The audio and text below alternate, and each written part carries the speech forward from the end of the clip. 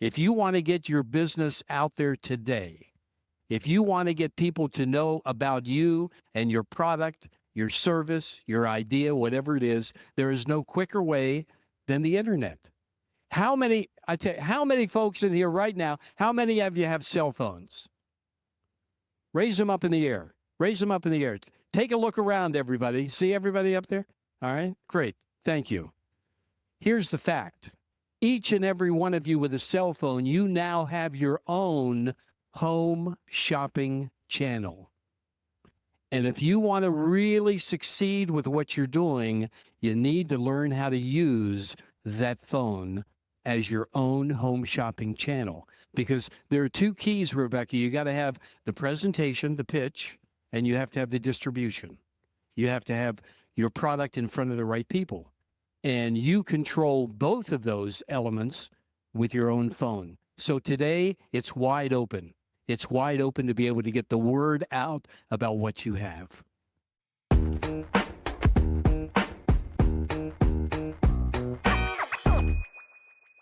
Welcome to this special episode of The In Factor. I'm your host, Dr. Rebecca White, and today we're bringing you a conversation recorded live at the Global CEO Conference in Tampa, Florida. This event brought together hundreds of students, educators, and entrepreneurs for several days of learning, inspiration, and connection. And we had the privilege of recording this podcast in front of a live audience. Our guest, the legendary Bob Circosta, is a pioneer in the world of home shopping and one of the most experienced and successful pitchmen in the world. I can tell you that the insights shared in this episode are timeless. We talked about Bob's journey from selling can openers on the radio to pitching at HSN to his recent debut as a clue on Jeopardy! Now, you're going to have to listen in to hear that story. And at the same time, you're going to learn how to pitch your ideas effectively, a skill every entrepreneur needs to master. At the end, we wrapped up with dynamic questions from students, and I think you're going to really enjoy hearing their smart, curious, and bold questions. This episode is packed with lessons about communication, confidence, and connection. And I think you're going to walk away with at least one new idea you can put into action right away. So whether you're tuning in from your car, your office, or even your dorm room, get ready to learn from one of the best in the business.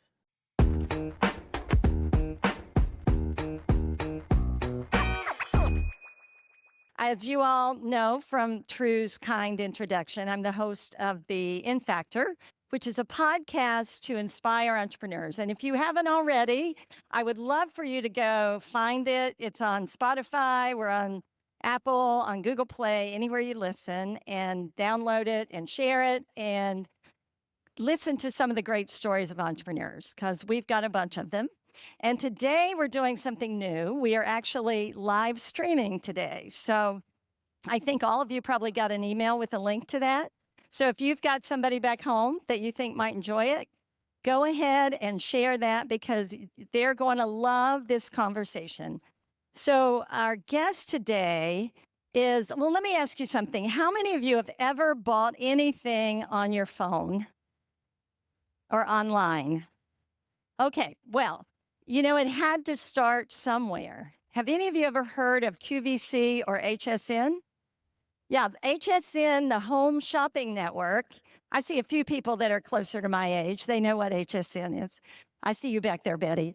So HSN Home Shopping Network really started right here in the Tampa Bay area. And our guest today is the original home shopping host. He helped to create the multi-billion-dollar TV home shopping industry and sold the first product ever offered.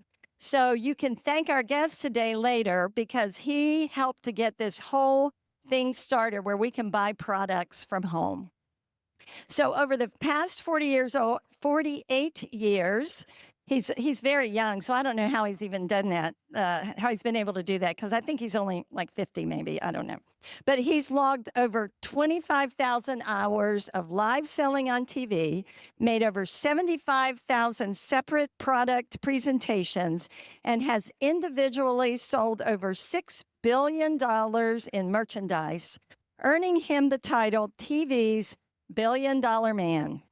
He's written a book. It's called Life's a Pitch, and I highly recommend it for you. I know, we're here at the Global CEO Collegiate Entrepreneurs Organization, and many of you are pitching. How many of you are pitching today? So we got some pitchers out there. There's some things you can learn from Bob for sure, all of you. He's been featured on ABC's Good Morning America, NBC's Today Show, ABC's 2020, and in articles in USA Today and the Wall Street Journal, and right here today. And just 1 week ago, Bob was our guest was a clue on Jeopardy. So before we get started, we're going to check that out, and then we'll welcome our guest to the podium, Bob Circosta. I'm really surprised here for Bob Circosta, the original Stumping Avocado, the AM radio telephone dispenser on this. What is a toilet? That's really what it is. So please help me welcome Bob Circosta to the stage and to Impactor.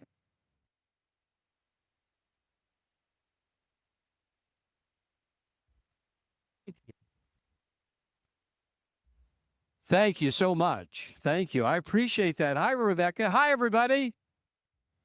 Are we excited? Come on. Are we excited? Yeah.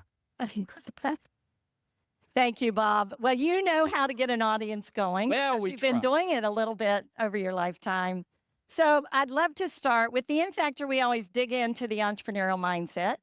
And what I'd love to really start with today is take you back to maybe the late 60s, early 70s. I think we talked about it.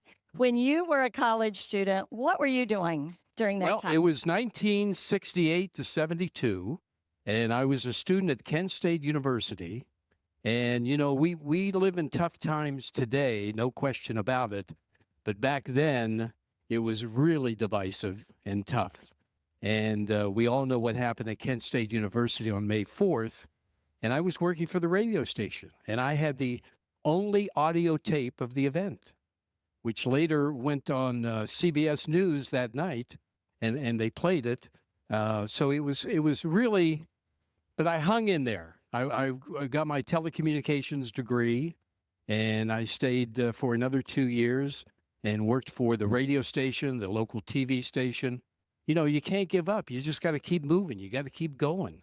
No matter what. Yeah, that was a pretty tough time. It was tough. It was tough. It was shooting, and there were a lot of things. And we've seen tough times today. But you were there as a film. Were you working for the newspaper? No, I worked for the radio station. The radio station. And so I was out there when the event took place, and I happened to be describing it. And it's something I rarely talk about. You know, it's interesting times because there are college radio stations, and that was a very popular thing then. Sure. But now we're doing podcasts, and the Low Center, we have our own podcast every week. How about that? So, this is a big circle, right? Yeah. So students share. I mean, the technology changes, I think, but a lot of things stay the same. And so we have you to thank for our ability to buy things, because you kind of showed the way on that. So you started on the radio with that. Right. A lot of people today, when they think of the TV shopping industry, it actually started on a very small radio station in Clearwater, Florida, about 15 miles from here. And a lot of people are surprised to find out it actually started on the radio and not on TV. Now, this was a very small. This was the world's worst radio station, okay? I mean, it was really, it had nothing to do with selling merchandise. What made it the worst?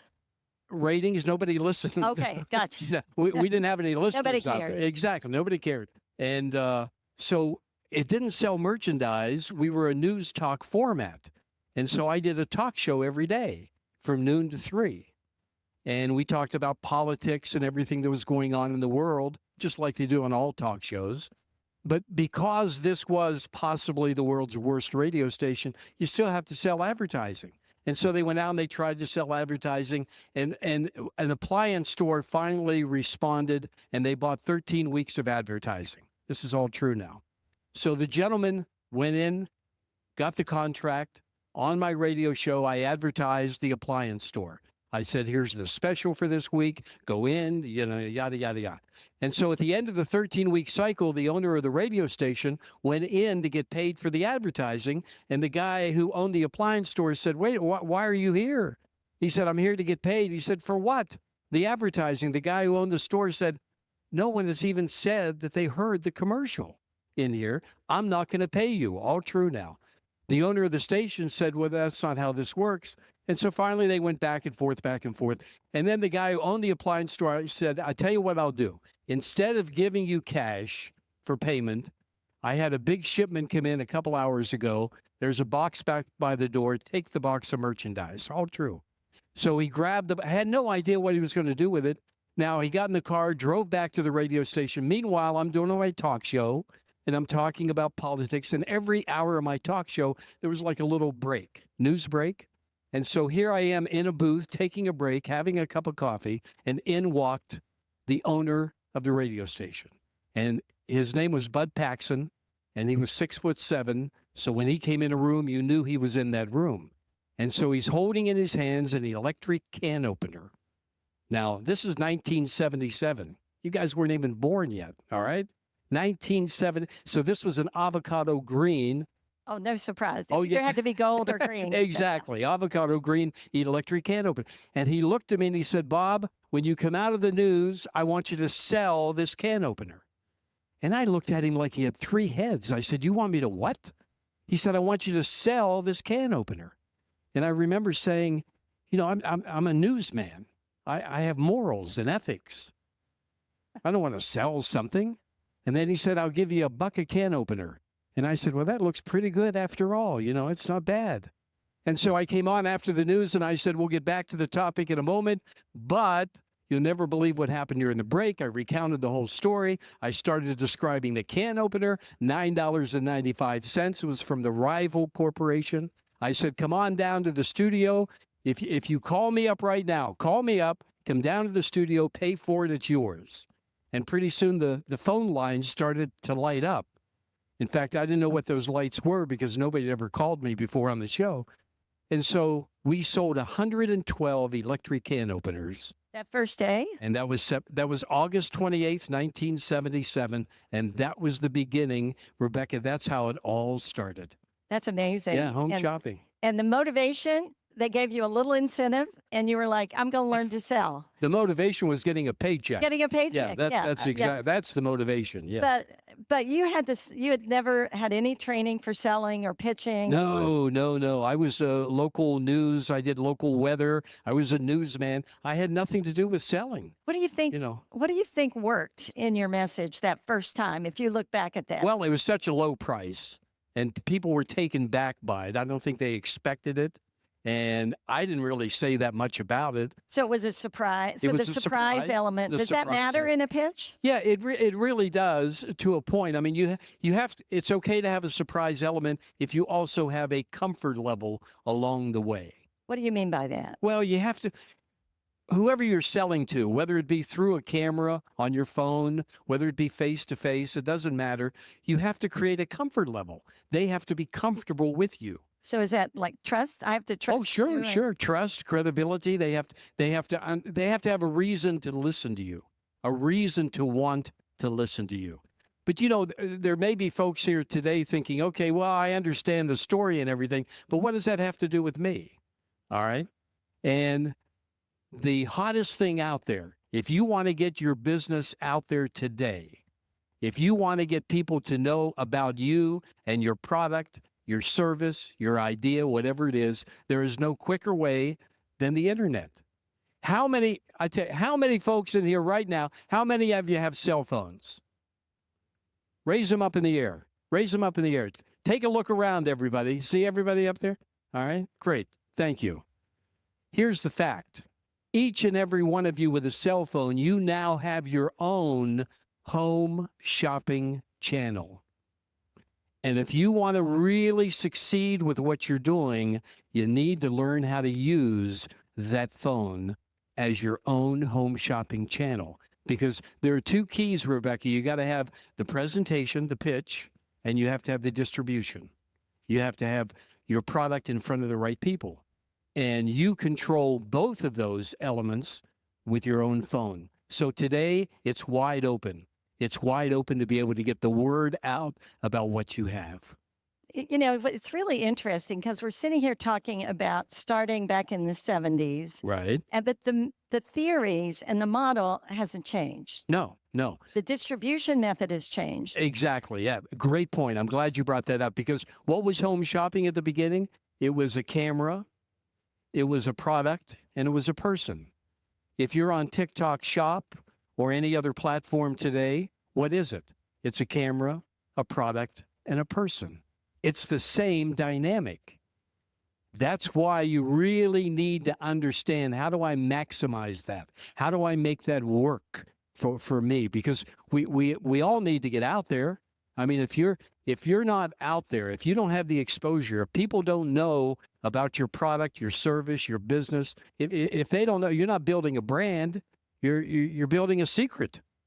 No, and that's not going to get you where you need to go. So you need to get out there. So if we look back at your experience with radio and then Sure. TV and now the internet, I think, you know, you pointed out that you've got to have a product. Yes. And so we can talk about that in a few minutes. And Okay. you've got to have your pitch and you've got to have a distribution. How do you separate yourself from everything else out there? I mean, if you look back at the radio and the TV, I mean, all of those had the same problem. There's this problem of how do you differentiate yourself? Well, there are 5 keys to creating a pitch. There are 5 keys. And one of them happens to be what I call your POD, which stands for point of difference. Okay. What makes what you have different than anything else out there in the marketplace? And you've got to be able to communicate that effectively to the other person, or they're just going to go away. Now, is that the characteristics of your product or is that the benefits to the customers or is it a combination of? It's a combination, but it's really the uniqueness of your product. Okay. The uniqueness of your product or the service. Maybe you're just offering a service. Maybe you don't have a tangible product. You're offering a service. You have to look at that service as an actual product. And when you do that, you have to communicate the uniqueness of what you have. What makes it special? Well, what separates it from everything else in the marketplace? So let's take you back to can openers or toilet paper, which evidently you sold as well. How do you differentiate products that are, at least from a features perspective, maybe not that different? Okay. You want to go over how do you create the pitch? Sure. Let's do that Let's do it first. because it'll answer your question. Okay. Perfect. This is how you create a pitch for any product, any service, whether you're looking into a camera, whether you're looking into somebody's eyes, face to face. You create the pitch. So here's what I want you to all to imagine. Imagine a blank sheet of paper. And over on the left-hand side of that sheet of paper at the very top, you write the word features. And on the right, the right-hand side, you write the word benefits, okay? So we're going to come back to that piece of paper in a moment, but the first thing you need to understand in creating a pitch is you have to do what I call the grabber. You have to get their attention. You have to create that comfort level that we talked about. So they have to trust you and they have to be paying attention to you. Yeah. And, if I'm talking about let's say a skincare item, and I would start by saying, how would you like to look 10 years younger? Well, who wouldn't like that? I'd right? love it. Yeah. I mean, everybody wants that, right? So anyhow, you create that comfort level that you have to begin with. Okay. So that's the grabber. Then you have the problem solution. Problem solution, is something that's been used for years and years. But here's the challenge with problem solution. Everybody talks about what they have as a solution to everything. What we don't talk about enough is what's the problem. And think about it this way. If I don't think I have the problem, then why do I need your solution? Right? So you do the grabber, you do the problem solution by talking about the problem more than the solution. Then you come in with that pod that I talked about, the point of difference, what's unique about what you have, what separates it in the marketplace. Then you do five, I'm going to give you 5 letters that are magic, that'll make it work every single time. In fact, if you try to mess this up, you can't mess it up. There is no way. Did I build it up enough? Okay, I just wanted to make sure. All right. So here, there are 5 letters. It's W, S, G, A, T. W, S, G, A, T. I call it WSGAT. W-S-G-A-T. Okay, and we got to know what that is. All right. Now, let me take you back to that blank sheet of paper. Upper left-hand side of the paper, you have the word features. Upper right-hand side of the paper, you have the word benefits. Down the middle, you put those 5 letters. W-S-G-A-T, WSGAT, WSGAT, WSGAT. And those 5 letters, I'll tell you about them in a moment. Now you want to go over to Build suspense somewhere along the way. I want to go over to the feature column on the left-hand side. You now list features about your product, your service, your business, your idea. A feature is something that will not change, no matter what. A feature is a fact. It's a fact, about what it is you have. So now you list a whole bunch of features on the left-hand side. Then in the middle are those 5 letters. What are those 5 letters again? WSGAT. That stands for what's so good about that? Every time you ask that question of a feature, you're guaranteed to come up with an emotionally based benefit, which is on the right-hand side of that piece of paper. And when you fill out the right-hand side, that's 95% of your pitch. 95% of what you're going to say about what you have is on the right-hand side. See, too many people spend too much time on features. Features tell, benefits sell. So the WSGAT is nothing more, nothing less than a triggering mechanism to get you from what you already know about your product to where you need to be the benefit. So to turn that feature into a benefit. Yes, that's what makes the sale. You know, it's interesting because I've seen you've worked with a lot of inventors. I know that a ton of them come through and they are so in love with that product that they hate it. And so sometimes we're too close to it to really be able to get into our customers' minds. So how did you get feedback, or how do they get feedback from their audience? How can they learn to do a better job with WSGAT? If you employ that WSGAT all the time, you'll only be on the feature side of it about 5% of the time. You'll be all benefits. So you're talking to your customers or prospective customers. That's why they buy. People buy because of benefits. They don't buy because of features. And it's very easy to get hung up because you want them to know that you know a lot about what you have. But they're not thinking that way. They're taking it in on a different level. They're taking it in on an emotional level. If you're giving it out on a factual level, you're not connecting. So there's no connection. Why do emotions matter? You mentioned emotion. Emotion is key. Emotion is key, all right? I always say that no one ever bought anything from Home Shopping that truly needs it. If you think about it, that's true, right? Yeah. All right? Yeah. But you create the need. So when you're talking to somebody about your business, what you have, they don't really need what you have. They're not thinking the same way you are, all right? They really don't care about the struggles that you've been through. They don't care about the problems that you've encountered. What they care about is what you have, how it's going to help them, how it's going to change their lives, how it's going to transform what they do, how it's going to make easier what they do. 15% of the entire buying pattern is determined by the buyer's past history. 85% of that same buying pattern is determined by the anticipated future. What will this product do for me? How will it make my life easier? That's what they're thinking when you're talking to them about what you have. So that is the power of the WSGAT. It puts you exactly where you need to be. And I've been doing it for so long that little voice is automatic in my head. Every time I talk about a feature, a fact about what I have, I'm saying, and I have that little voice going, well, what's so good about that? And I'm answering it. Okay? I'm answering it. This has a plastic bottle. That's a fact. That's something about this bottle of water that's never going to change. It's plastic. Tough to determine what's so good about that because of everything that's in the news with BPAs and all of that. But it's convenient to carry. It's easy to drink out of, and that's what people care about. They care about benefits. That's the key. If you can get to benefits, and WizGat is guaranteed to get you there every single time, again, you can't mess it up.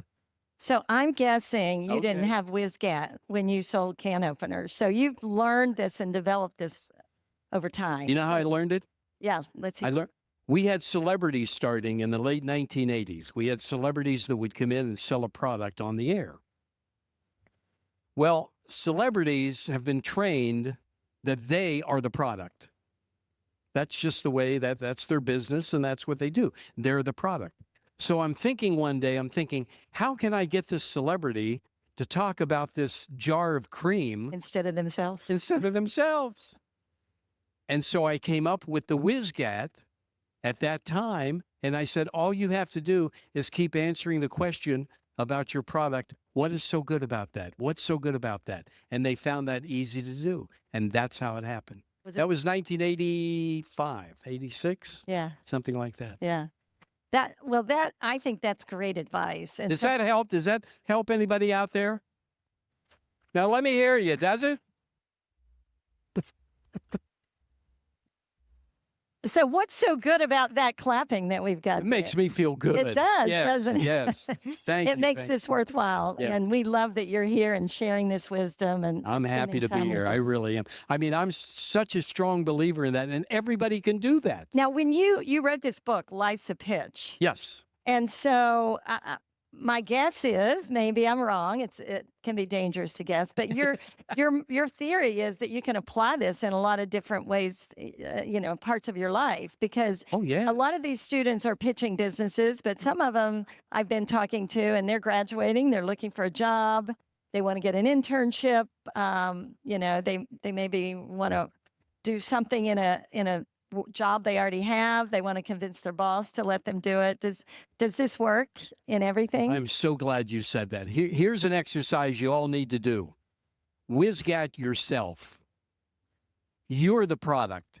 WizGat yourself and see what you come up with on the right-hand side of that piece of paper.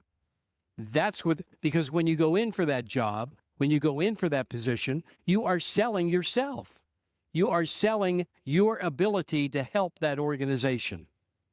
They don't really, I don't want to, they're not that interested in the facts. They're interested in how can you help them? How can you make their business a success? And that's, again, what the WizGat forces you to think from their perspective, not from your perspective. I think it's very empowering in so many ways. I was just talking to somebody earlier about public speaking. Yes. And I used to be very nervous about public speaking until I had a bit of a mental switch. And I said, it's not about me. Right. And how I look to the audience or what they're thinking of me. It's what do they need? Right. And when I stopped thinking about myself and focused on the audience and what they needed, it made it so much easier. But that sums up WizGat. It does. That's what WizGat is all about. It's focusing on the other person. Which means you need to know your audience, right? Yes, you need to know your audience. You need to know, and I kind of tailor-make everything to the audience. Yeah. Yeah. And we talked about that actually before we started. We talked about interacting with the audience. Yeah, yeah. Because you asked me that. You said, can we sort of play to the audience? So let me ask you a question. I know everything you've sold hasn't been, it's been challenging at times. So I've got to ask you. Oh boy, here it comes. Here it comes. Like, what's the hardest thing that you ever had to sell, and what made it so hard? Well, And how did you get around the challenge? coincidentally, it was the product that they used me as a clue on Jeopardy. The toilet paper. It was this was before cell phones. Yes, there was a time that cell phones were not around. We didn't have cell phones. And so the product that I saw before I went on the air that day was an AM, FM telephone toilet paper dispenser. And I said, how the heck am I going to sell this? Now, wait a minute. An AM, AM, FM radio telephone toilet paper dispenser. So when you're in the toilet on your dispenser, you can talk on the phone and listen to the radio? So I simply went on and said, how many times has a call come in and you just couldn't answer it? You weren't in a position to do so. You'll never miss another call, right? You'll never miss another opportunity. And it just kind of, it went from there. We sold about 8,000 of them in less than 10 minutes. It's crazy, just crazy. That one needs to go in the museum. I Yeah. see now why they put that on Jeopardy. Yeah, they read an article where I had talked about that particular product. Yeah. That's how that all came about. Yeah, And then that's they great. called me. Yeah. So let's talk a little bit about confidence. And, Sure. we talked about how it makes it easier when you turn it around and focus on the need. But what would you say, because I know there's a lot of young people here and all of us have moments when we are suffering from lack of confidence All or the time. feeling like, maybe we shouldn't be there. How do you think about that? And let's maybe go back to when you were in college. You had how did you build the confidence to do what you needed to do? Well, I think we sometimes suffer from lack of confidence because of fear of failure. Okay. And that's not really the entrepreneurial mindset. The entrepreneurial mindset is not that you're going to be fearless, but you're going to use that fear. And if you use that fear, because something that will give you confidence right away is to do it, is to take action. Stop thinking about it. You want to think about it to a point, but you don't want to overthink it, because that little voice will come in your mind, and instead of having one reason why it would work, you're going to come up with tons of reasons why it won't work. And you don't want to listen to that little voice. Just do it. Just do it. Action, reaction always happens. It may not be the reaction you're looking for, but you'll get a reaction, and then you pivot and you go from there. So, do you practice? Do you recommend practicing before pitching? Oh, sure. Oh, all the time. And how can students build confidence in their pitch? I mean, to this day, I practice before I'm going on the air. I'll write the pitch. I'll use the WizGat every single time. And so then I'll come up with my pitch. And then I'll know what it is. Then I'll record it. And I'm a strong believer in recording your pitches. Just just turn your phone on and just say, and then play it back. You will hear it differently than when you did it. You will hear it differently. You'll hear it as if somebody is listening to you. And that's really the case in reality. And that will bring it home. You'll say, wow, I didn't know I said that. That didn't sound right. Let me kind of move. So you got to practice. Don't wing it. You can't wing it. The greatest compliment in the world is, Bob, you just wing it. No, I don't. I don't wing it. I practice everything that I do. Put thought into everything. So I love your suggestion to take action. And Oh, I think got that to. you've got to do that. And I that fear of failure, I think because we personalize it, and it's really not. We don't have to personalize it, right? It may be a Exactly. failed pitch, but it doesn't mean we're not successful. My grandson loves baseball, and that's the perfect analogy, Oh, right? sure. I mean, you can bat 30% and you're in the Hall of Fame. Exactly. You're a star. So, I have to ask you, and you probably know what's coming next. Have you ever had a failure in your All the pitching? time. Are you kidding? All the time. Would you share a failure? Do you have a share? I'm putting him on the spot. Somebody came to me once with a product, and it was a microwave cleaner. It was a solution in a container and all you did was put the container in the microwave and turn the microwave on, and it would clean the side. So I had him take a microwave, take the back out of it, and so on the air, I'm inside the microwave. I'm thinking, this is great. This is going to scream. So your head's inside the My microwave? head's in the microwave, and I'm pointing. You're going to clean here and here. I mean, they're going to love this. Well, as I sit here, we're still waiting for the calls to come in. because it just didn't happen. It just didn't click. So not everything is going to resonate whatsoever. Yeah. You know, not everything is going to resonate. It's those things that sound really good, right? In Yeah. the middle of the night. And then we get up and we're like, Oh, is yeah. that really going to work? And then I'm surprised by that. I mean, I had a guy come on. He had 2 little boys, and he loved bouncing his little boys on his knee. And so he designed the head of a horse to fit on his knee. The little boy sat on the horse, and he would bounce him up and down. And he called it the pony. So you get it, the pony? The thing went crazy. Oprah saw it, and she put it on her favorite things, or one of her favorite things show, and it went crazy all over the world. So you never know what's going to happen. And everything I do is live. It's not on tape. It's done live. We're doing live today. Oh, I know, and I love it. I love it. Nothing like live. But you just never know what's going to happen. Well, when you go bring out. up Oprah, and Oprah was one of the early influencers. We now have that we have a whole profession around influencers, and you've worked with influencers all your Yes. life. Do you have any thoughts on, for our students, as they think about potentially working with influencers or becoming influencers? Or Well, you know, it brings to my mind AI today. yeah, AI, Okay. it's totally. Because AI obviously affects every way of life now. So it's got to affect live selling in a certain way. AI can do certain things now and certain things it can't do. What it can do now is be a great supportive tool, an analytical tool. It can improve customer interaction, like FAQs and things of that nature. It does the automated hosts, but doesn't do it all that well yet. What AI cannot do is give you that trust, is create the emotion, all right, is to change, go with the flow. We used to have a saying, go with the flow or you'll go out with the tide, you know? And so you got to change things. AI has not been able to do that as of yet. That could change in the next few months, who knows?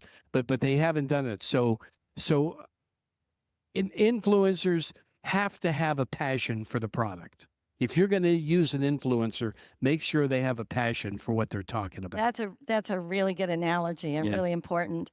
You know, I talked to Kevin Harrington. Oh, yeah. You know I've Kevin known very Kevin well. 40 years. Yeah, I had Kevin on a podcast Yeah. at one point, and he was talking about how important it is today for every entrepreneur to really review and evaluate and build their online brand intentionally and deliberately. Yes. And so that kind of is aligned with what you're saying. We have to be a trusted voice. And No question. No question. But you got to get out there. and other people can't always do that on our behalf. I think it's Exactly. what I'm hearing you saying. And AI can't always do it. You're exactly right. One thing, and I have taught people all over the world how to look into a camera, be themselves, and communicate about their product or their business in a way that gets a response. I've done that for many years. But one thing I cannot teach, I can't teach passion. Passion's got to come from in here, you know? Yeah. And you cannot teach passion. You can teach technique, you can teach all those other things, but you cannot teach a passion whatsoever. Yeah, I love everything that you've done, Bob, and you've been so successful and so generous in giving back. But what are your habits? Do you have any habits or routines or anything Sure. that you might share that have really kept you motivated and going and suckesucceeding and moving on this path? Yeah, you're not talking about my golf game, right? Not Okay, at all. okay. Anything you want to talk about? Because that's downhill for sure. Whenever I'm approaching any type of a project or anything like that, I like to follow 3 specific steps. First of all, you got to have consistency. All right. You got to show up every single day. An entrepreneur is not a part-time job. You've got to be there every day. So you have to have the consistency. And once you have the consistency, then I try to have focus. Focus on what I'm doing. And it's not easy to be focused. You know, it takes discipline. That's true. Yeah, and discipline is challenging. I heard something years ago about discipline. I've never forgotten it. Somebody told me, they said, you know, discipline weighs ounces. but regret weighs tons. And it's true. So discipline is not easy, but you got to have the discipline to create the focus. So once I'm consistently focused, then you got to take action. If I follow those 3 steps, I usually complete what I'm after. That's really good. Yeah. I think I love that, and I think the discipline point is a good one. I think sometimes we may shy away from structure and discipline, Sure. but that's what gives us freedom Oh, at the yeah. end of the day. Oh, yeah. And you know what? I mean, I talk about overthinking, and I do that too. I don't do it as much now as I used to, but don't overthink things. Just get out there and do it. All right? It's never going to be exactly the way you think it's going to be.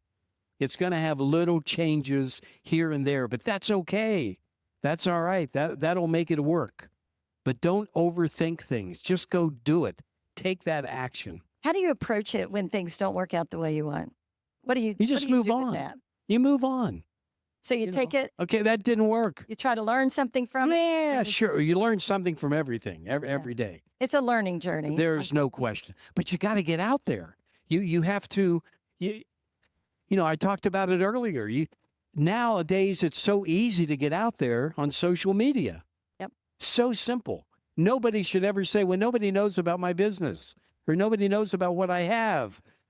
Because it's so you could tonight in your hotel room, you could make a video and put it out there and people would start to know about what you're doing.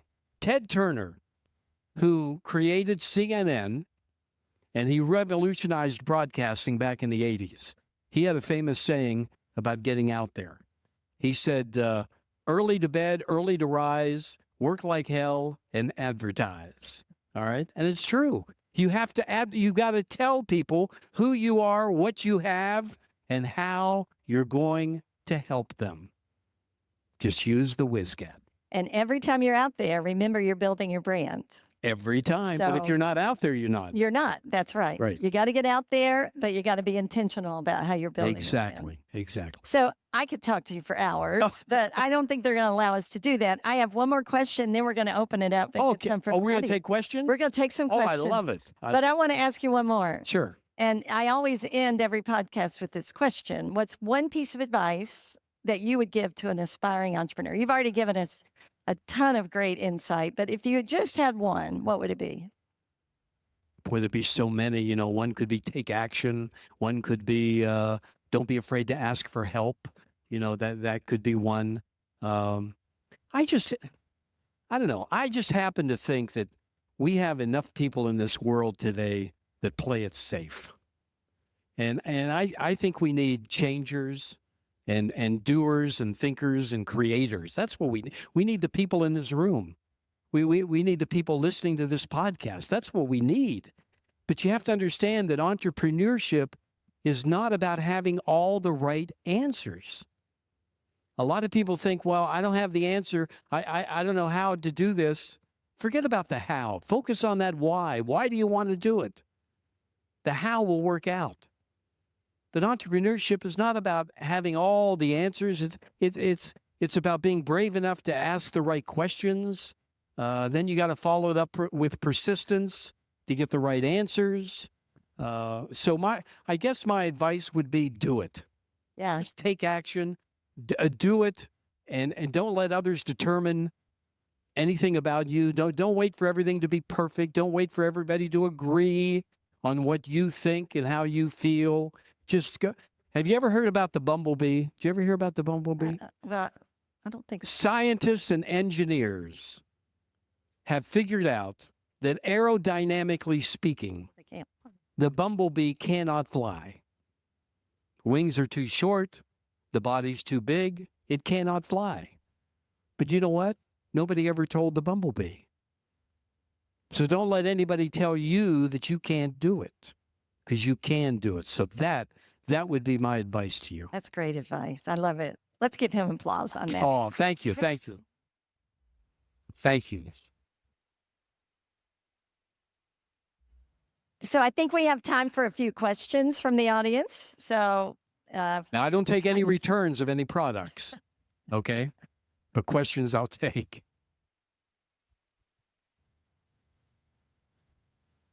Do we have any? Do we have somebody? Somebody's standing up back there, I think. Okay. Hello. There we go. Yes, sir.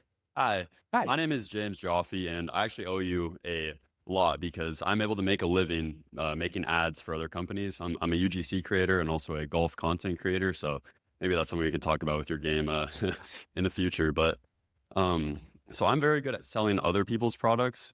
When would you recommend making my own product, specifically like I want to do something in the golf, realm? Would you recommend selling other people's products or making my own? Did you ever, try to make your own products, and how to? Yeah, I did. I made, I came up with this product, went through the prototype, had it manufactured. It was a hammer, and in the body of the hammer were the nails. And when you thrust the hammer forward, the nail automatically came out. The only thing I didn't get was the protection, the legal copyright, and somebody stole it. So it cost me about $270,000. But hey, what the heck? Life is short. I would say you need to do your product as soon as you want to. As soon as you feel it in here, do it. Don't wait. Don't wait. It's great you're doing other people's products. That's wonderful. But use the WizGat for you and make it work, okay? Thank you. You're welcome. I see somebody. Hi, Bob. Can you see? I can't see that well.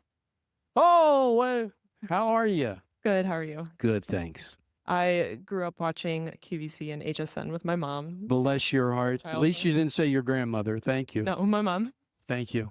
My question for you is besides benefits, what are the top things that you look for in a product that make you think that's a winner? Okay.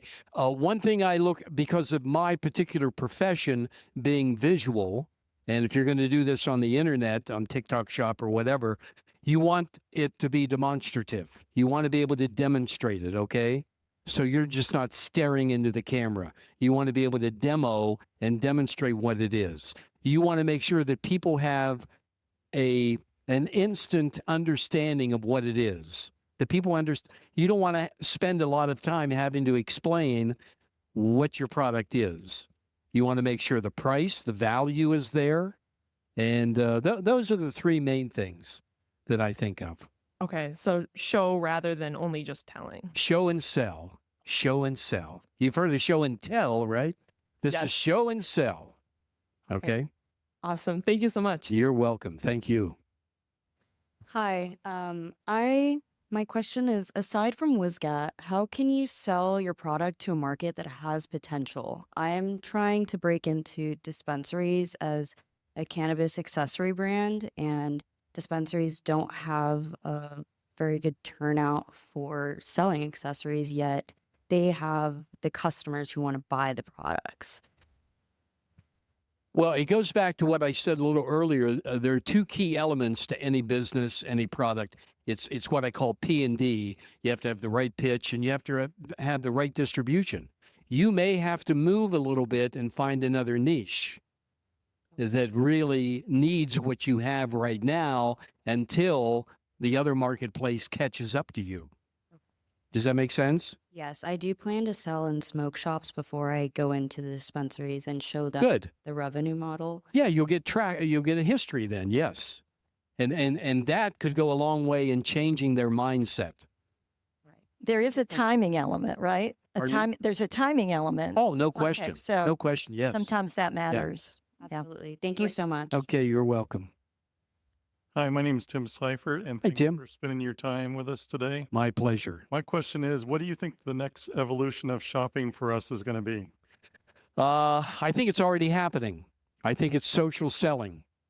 Gary, how many people follow Gary V? Okay. And he says it's the hottest thing out there. If you want to make a lot of money right away, get involved in social selling. Now, we were doing social selling back in the 1980s. We didn't know it, but it was social selling. And that's where the shopping channels are going to. They're gravitating towards TikTok Shop and various other platforms.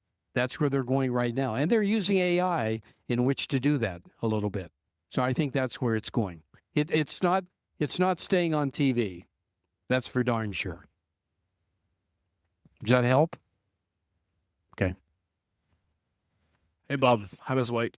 So I feel like today we've learned, and so many great speakers and panels here at the CEO event today. And I was talking to Miss White earlier, and she was even like, I learned something new every day, which I love. I totally agree with that. But Bob, I'm interested in you and your interests. So like, what throughout your life, and what's something that's kept you, like, kept the chip on, like, not how to put it. What's something that kept you on track? One interest or hobby outside of family? Something you love doing? I'm interested in you. Why are you interested in me? I'm not really sure. Maybe. Well, you know, I think that's today. Everybody wants to, there's a bit more intimacy Yeah. and vulnerability. They Yeah. want to know who we are. I mean, I have a deep faith, and I think that resonates, and it has seen me through some tough times. We all face tough times. We all face times that we wish we didn't have to, but we got to pursue and we got to get through. Same thing in the entrepreneurial journey. You're going to hit tough times. You're going to hear no a heck of a lot more than yes. But the thing is, if you hear yes one time, it could change everything. Just one time.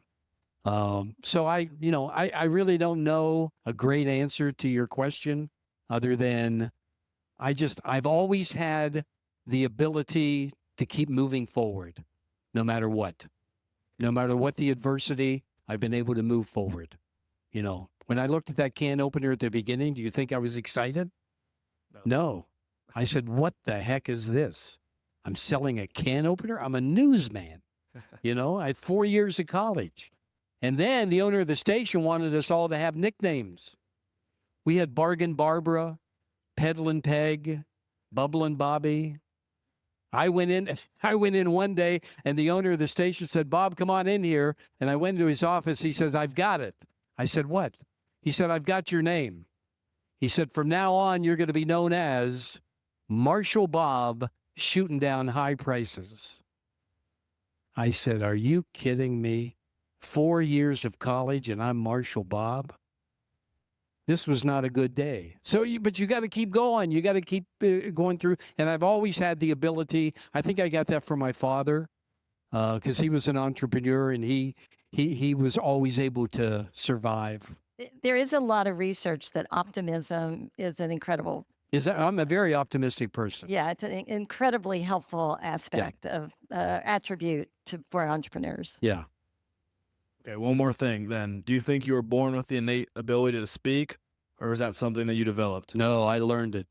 There's no question. I always enjoy, I never shied away from it, but you have to learn how to do it. So anybody can learn how to do it, I think, if they put their mind to it. All right, yeah, I agree, because I feel like I hear the misconception like, oh, you have to be born with the ability to speak. Like, no. But you said you learned it, so, and we see what you've done with your life, so you clearly can learn it. I mean, if you go to any online or a newspaper or whatever nowadays and you see the birth announcements, it says, you know, at 8:43 this morning, this person was born, 9:49, that person. They didn't say at 8:43 a salesperson was born or a CEO was born or a speaker was born. That person developed it, you know? So you can do it, but you have to do it. You have to do it.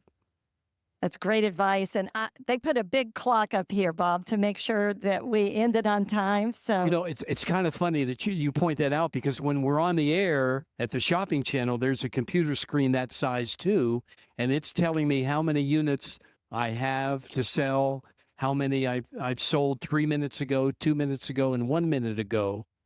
And it updates every 3 seconds. So I've got an idea. How many of you have learned something from Bob today? And if you have, would you stand up and give him some applause? Oh, wow. Oh, my goodness.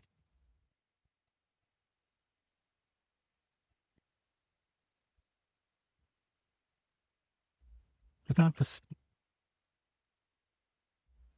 Thank you so much. So there's your feedback today. Thank you, Bob. Thank you. Really appreciate it. It's been wonderful. Thanks, Rebecca. It's been fun Always a for pleasure me. to be. Thank you for being on the In Factor. Thank all of you for joining us on the In Factor, and get out there and do something, right? Do Make it. a difference. Be transformational. Thank you.